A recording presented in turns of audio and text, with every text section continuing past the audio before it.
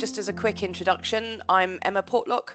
I head up new business here at BCN, and I also head up our Microsoft relationship. So really appreciate you all taking the time out to join our webinar. I'll just hand over to Fraser to introduce himself.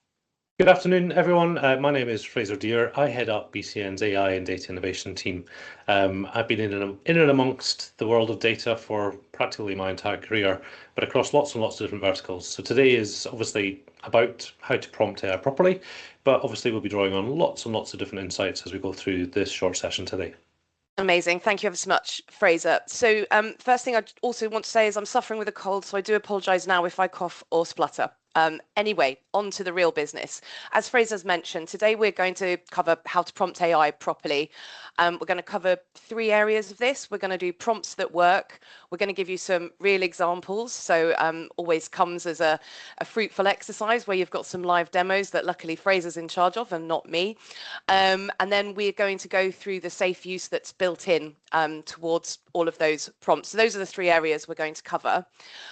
Some of you may or may not have come to the previous webinar within these the episodes that we're doing, but if we could just pop to the next slide, that would be great. But just to kind of bring you up to speed in a summary of what we learned in the last webinar, which is all around AI adoption done right. Within that session, we covered 5 questions that really matter, the 5 things that you need to know when you're adopting an AI policy. Who are the 4 people that you need within that? What's the risk of shadow AI? You need to start small with something that's really important. So start small, win big. Security is a non-negotiable. One of the key areas around AI is ensuring that you've got security and lockdown of your data. And then key takeaway was you don't need to boil the ocean. Pick one use case, do that well, show the value, and then you will find that the AI then spreads across your organization. If you weren't able to attend this webinar and you'd like to know the details, we're very, pop it in the chat. We can send it to you afterwards. We did a recording of it. Is there anything I've missed from that, Fraser? Anything else you'd like to add on? No, great recap. It's the foundation. This is the next step, and then we'll be building this series up over the months. So yeah, it'd be good to go back if you haven't seen it. Amazing. Okay, so let's move on to today's then. We're going to really cover the prompting problem. I think any of us that are dabbling and beginning to use AI, we put in quite sort of basic questions. So we're going to go through today and give you some live examples of why we're maybe not seeing the results we want to see from AI. And I'm going to hand over to Fraser now to kind of go through that, give some demos of it. And if any of you have got any questions at any time, you're on mute, but you please use the chat button and do pop in a question and we'll answer it for you. But yeah, over to you, Fraser. Thank you. Cheers, Emma. Some of the stuff that we'll talk through today is coming from our engagements with clients, some of which are really actually from our internal teams here at BCN. And what we often find is that when people talk to us about using AI, and in this case, today we're going to just talk about Copilot, but AI more generally, some people are absolutely on board and they're like, oh my God, it's incredible. And then when some people come to use it, they're like, meh, it's rubbish. For some of you on the call, you'll recognize the word rubbish sometimes manifests itself in other interesting words. But the reality is, it's just this whole AI concept is just like talking to a brand new employee in your business. There's the cool AI stuff where you're writing a bedtime story, and there's the kind of thing where you're creating images. But when you think about it in a business context, one of the challenges here is the people that are still in the meh category, it's actually the way they're trying to use the AI that's causing some of the problem. Because what I'm going to do today, we're going to walk through some examples and some demos, but I'm going to give you a framework to use when you're creating these prompts that will take anybody from meh to wow, hopefully. And today we're only going to use the free Copilot Chat experience. So giving everybody who's on Microsoft has access to this today. So if we're saying that this AI is good, and we're going to give you the keys to the castle here today with a methodology, we should be able to get everybody into the wow category using AI with a framework. And that's one of the key things that we're trying to get to today. If you think about a new employee, somebody that's just joined, maybe even somebody that's maybe on a summer placement, they know nothing about your business. Would you say to them, go write an email, go write a document, go write a summary of the major program of work that we're just about to do? Well, of course you wouldn't. You would give them context. You would tell them about their role and how that role fits into the organization. You would ask them something that's actually quite specific. Could you write a summary document based on these 10 things? You would say, I need this in a Word document, or I need this in a PowerPoint, or I need this in a PDF. And you'd say something along the lines of, well, I'd really like it to be, uplifting, try and maybe avoid some negative language because there might be some, stuff around this that's maybe not so positive. All of that stuff I've just said there is the keys to the castle. And we're going to talk about it in how different a good prompt makes the outcome, and then I'll give you that framework. So if you think about it very simply here, write me an email about the project update. It's generic. It's going to need real heavy work. And the people that are currently putting this into AI, insert your own flavor of AI, are going to be like, well, the results were pretty generic. They were pretty rubbish. Whereas if you're more specific in the way that you write your prompt, the input part, the output is going to be, insert number of choice, 10 times better. It's going to be significantly better. We need to also remember that AI is not always going to get it perfectly right. Hence why Microsoft have called it Copilot, not Pilot. So if we can get 80% of the way there with something that's really quite rich and a really nice, well-structured input, the output is going to be much better. So rather than write me an email about a project update, what we're saying is write me a 3-paragraph email to a steering committee summarising the Q1 project milestones, tone, professional but positive, include budget status, on track timeline. So it's actually giving much more context about the outcome that we actually want to see. And hopefully that makes sense. Emma, does that kind of resonate? Does that land? It absolutely does. I think the only comment I'd make, being quite a novice at AI and using it for quite basic stuff, you live and breathe in this world, so you know how to write that paragraph on the right hand side. I'd really struggle with that because there's obviously an art to it. So I think, and I know we're about to come on to that, but it's some techniques that can really help, because I really want to be able to write that right hand one. And you and I have chatted about this, but I just really struggle Yeah. to know what I'm supposed to put in. Well, and also there's another slight part to this as well. And so we'll start with something simple. We'll start with an email context.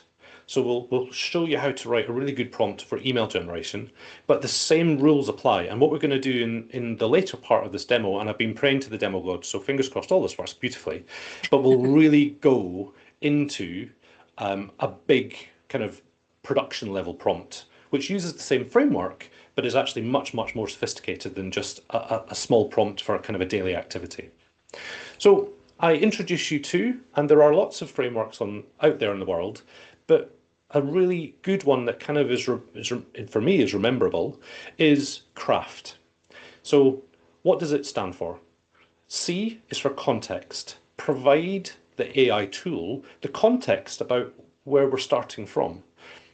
R is the role. Who should the AI be? Who is the AI going to be representing in the output? Are they an analyst? Are they a data person? Are they a CEO? Are they an HR person? Are they a developer? What action do we want the AI to perform? I'd like you to write a note. I'd like you to create a PDF. I'd like you to create a table of data. I'd like you to summarize this. And then that format, that structuring piece is just as important. Is it about bullet points? Is it about a big long prose piece? Is it maybe something creative? And then that tone piece, how do we want it to sound? And then in this particular craft works really well for written output. If you're doing image stuff, we have a slightly different version here, but for the purposes of general business work, craft is a really good place to start. So let's break it down. Context and role, the first 2 parts.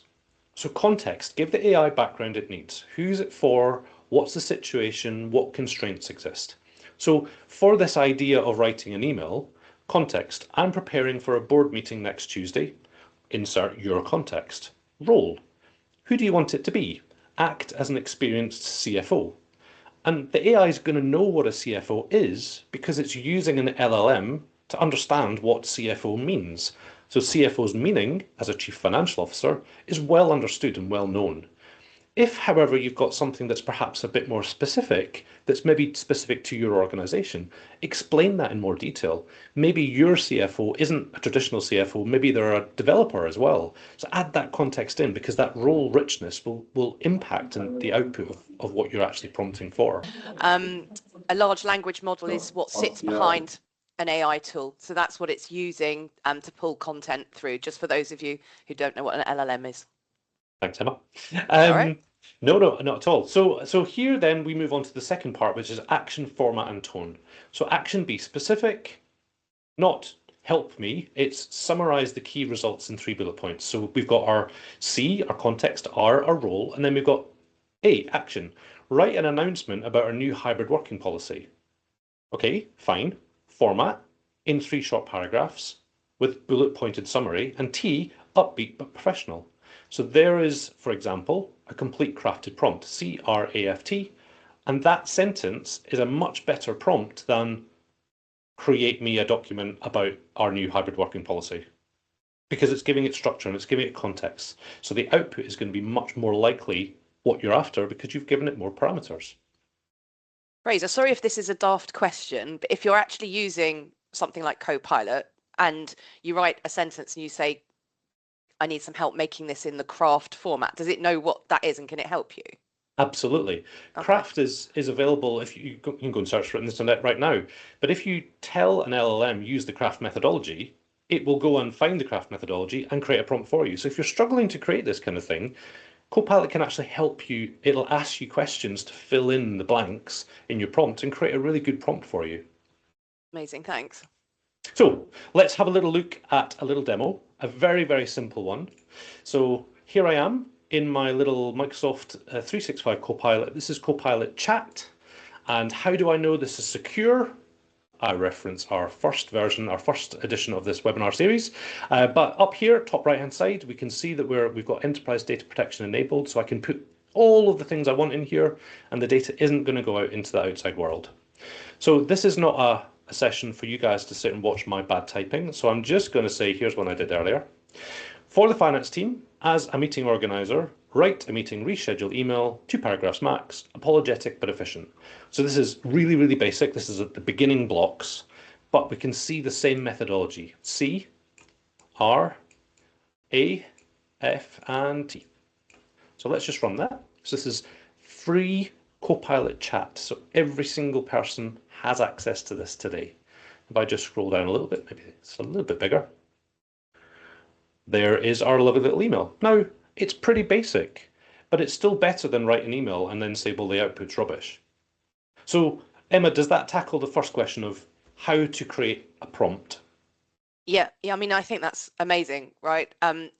Could you have done this from your email as well as doing it from the Copilot Chat? Yeah, absolutely. Okay. So the reason today that I'm showing you this here is because we're actually going to go much further. If you're going to be writing emails, use the Copilot add-in in Outlook or wherever you're doing your emails. Because actually, if you do it in context, you don't need to say I'm writing an email, because guess what? It's going to know you're writing an email because you're in Outlook. So use the tool wherever it is appropriate for you to use the tool.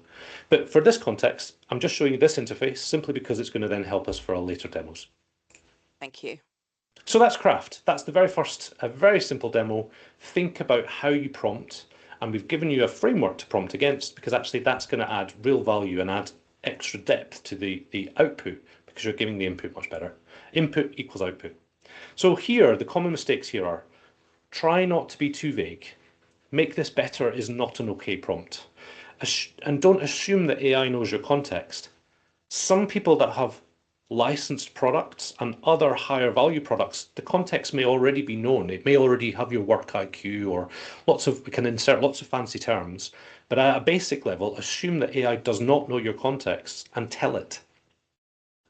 This idea of one and done prompting is okay, but actually if you think about it in a more iterative co-working way, you'll actually get a much richer experience. So I'm going to start with a craft prompt. I'm going to read the output. It's maybe not quite right.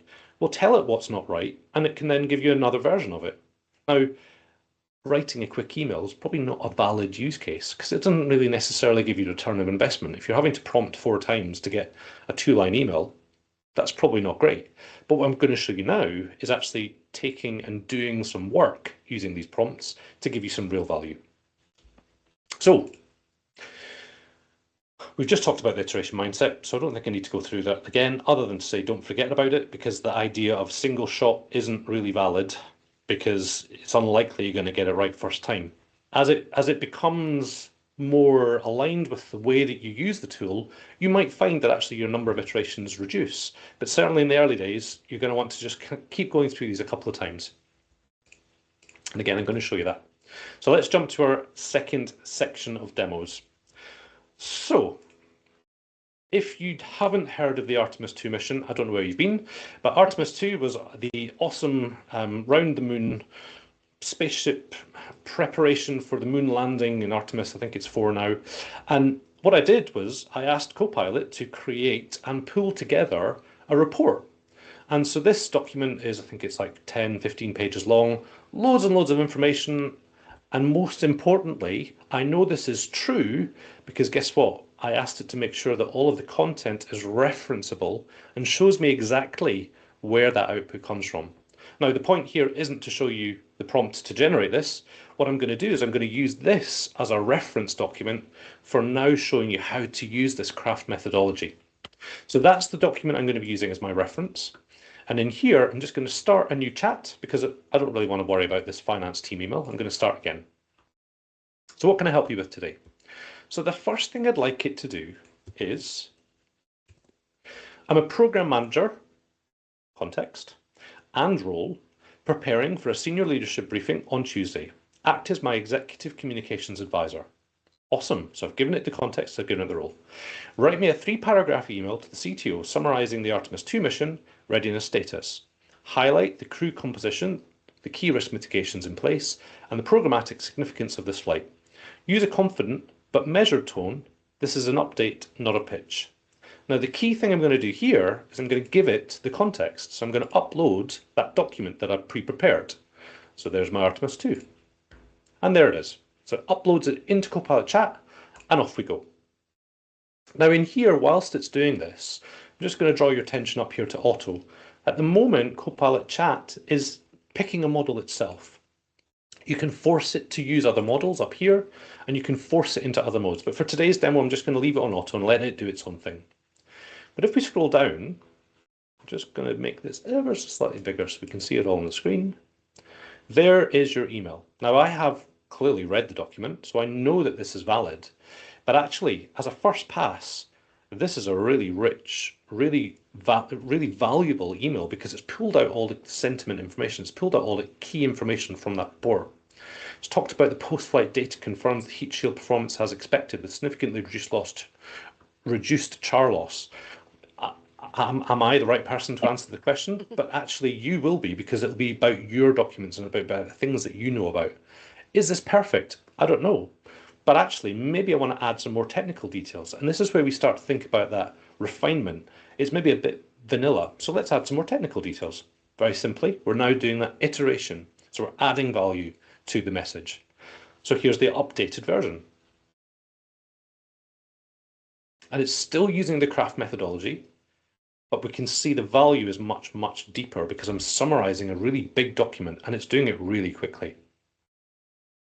So what happens then? That's lovely, prose, still the kind of email context. What happens if I wanted to create a document, or maybe just a table from that document, a real high-level summary? So I'm going to use the same craft methodology again, summarize the attached report for a non-technical project board, and I want it 1 line, and I want 5 bullet points, and each bullet must be under 20 words. That's the tone I want, using the craft methodology again. So this time it will take a little bit longer because it needs to think through, if it's only 5 bullet points, how do I summarize all of this down into 5 bullet points? And what I loved about this one, Fraser, when you showed this to me originally, because you'd put in the prompt to put in brackets if it was too technical, to put another meaning. I mean, that's amazing, right? Because we all use jargon all the time Yeah, that other people won't know. And I found that exactly. incredibly powerful. I had no idea that this could do that. If a technical term is unavoidable, add plain text English bracket after it. Well, there you go. A launch space rocket, heavy lift rocket, Orion capsule, which is the crew spacecraft. Brilliant.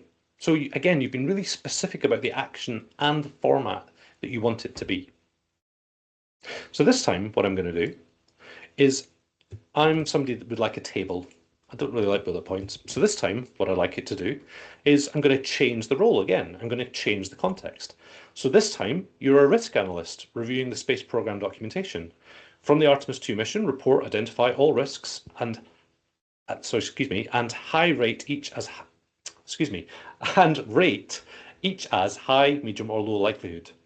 I'd then like you to filter these risks and provide the top 4 highest likelihood items, and for each risk item, provide the risk, the mitigation, and one additional recommendation you'd make, and I'd like it as a table. Well, hang on a minute.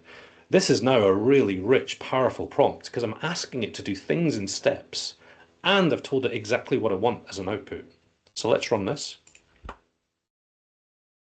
Just if anyone's got any feedback or questions, please do use the chat. We are keeping an eye on it. I don't know if people are using this already or if this is opening up, like it has done for me, a whole new world of chat and prompt. But yeah, please do pop it in the chat if you've got any feedback. And so let's just walk through the response. So of course it's giving me the reference, which is the document I uploaded a moment ago. But then we're saying, right, here's the full risk register from all of the evidence that we have. So here's all of the risks from that massive big document. And then the top 4, based on the ranking structure that I've already told it to use, are now outlined in a table with the risk, the current mitigation, and an additional recommendation that it's using from the LLM based on the risk that it's identified. That is really powerful stuff. Step by step, using a reference material and then doing something with it. In this case, creating a table with some insight. And it's also providing me with an analysis judgment, which is direct. The waste system, oh, yeah, well, again, if you've been following it, you'll have known that the toilet didn't work particularly well. And sensor liabilities are the most concerning. Cool. Well, that's brilliant. And it's pulled it all out from that document. I haven't done any of that. It's done it directly and you've done it live. So you can see how fast it runs. Now there's one last prompt I'm going to show you today. So the prompts that I've showed you so far are the sorts of prompts that I would use on a daily basis when I'm doing work. I'm not writing War and Peace to get a great output, but I am using kind of this craft format to give us rich prompts that do activity for me, and it gets me 80% of the way. Doesn't mean I copy paste send. I'm using it to go, oh yeah, we're nearly there. I just need to tweak this. I need to maybe add a bit something else there. Sometimes I'm using AI to do that. Sometimes I'm doing it myself because I know exactly what I want it to do. I know exactly the words I want in that phrase. This is the sort of prompt that if you're doing some systematic work, something that's perhaps autonomous or something that you want to keep doing every time, this is the kind of prompt that I'm going to use. So I'm going to paste this in and then we're going to walk it through. So the context I've provided here is significant. This is not just a quick, I'm just typing this up. You could do it this way, but actually there's going to be quite a lot of time spent here crafting this prompt. So it's a really rich context. It's a really rich role. I've asked it to do quite a lot of very specific things in the action part. So I want a one-page executive brief, I want key messages, I want a Q&A prep, I want quotable lines, numbers that matter, and actually this is the whole thing here is I'm asking it to create a briefing pack because actually this is going to go to a minister. The minister's not a scientist, but they just need to know the compelling language and the compelling actions and activities that happened about this. So let's see what it's done. Here's the minister's briefing pack. Lovely, lovely, lovely. Here's the one-page executive brief, exactly what I asked for. Here's the story of all of that massive document in 60 seconds. Here's the key messages, the things that you've got to say. Here's the Q&A prep, sorts of questions you might be asked and how to answer them. Here's some quotable lines, just say these things. Here's the key numbers. Awesome, that's exactly what I asked it to do. Now, I'm going to add a little bit more because in that first one, I only put the context, the role, the action, and I didn't give it a format or a tone. This time, I'm going to give it something a little bit more. So this time I'm adding on to the end this. So use clear section headers. I'd like to include something this time, which is a do not say section at the end. And then I want this tone to be different. I want it to be more like a BBC news presenter, not an academic journal. So here we go. And it's updated it. It's now in a different format. You can see that on the screen. It's now much more bullet pointy. It's more reportery. And if we scroll down to the bottom, here is the do not say, avoid these traps, because of course this is a media briefing. So I've already just realized what the time is. There's one last thing I'd like to just show you. Once you get a really good prompt, remember, there's a little button here that says save prompt. And if you click on it, you can say, this is my media piece, save it, and it saves it in here. So if I come back to this tomorrow, all I need to do is do 3 little dots, your prompts, there it is, job done. I don't need to think about the prompt. I can just edit this one and tweak it to the next activity that we're doing.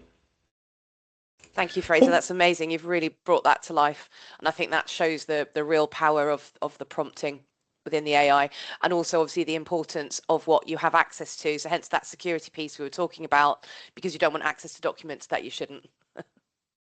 So, quick wins that you can try today. Try it on all these different things. I'm just going to rattle through these slides because we've only got a few more minutes left. Here are some starter templates, all built using the Craft framework. So grab your screenshots now. I'll leave that up just for a couple of seconds. We haven't really had much time to talk about the Copilot Chat adoption program. If you're struggling to get people engaged in using Copilot Chat, come and speak to your account manager here at BCN. We've got some programs and packages available which actually go through some of the training that we've done today, but actually in a much more richer end user style. And the key takeaways for today are, remember Craft and use it. We've shown you the examples here. Remember that it's Copilot, not pilot. So it's iterate and refine until you get to what you want. And you can also use the voice button now in Copilot Chat. So you can literally press go and talk at it and use that rather than having to think to type. Just talk at it like it's a colleague. And if there's one thing to try this week, go find that prompt gallery and start saving some high value prompts. Think about tone and personalization, because you can actually explain to Copilot how you want it to respond with your tone and with your language. And just remember, spending 30 seconds on prompt can save you minutes and hours in the output, and hopefully I've shown you that today.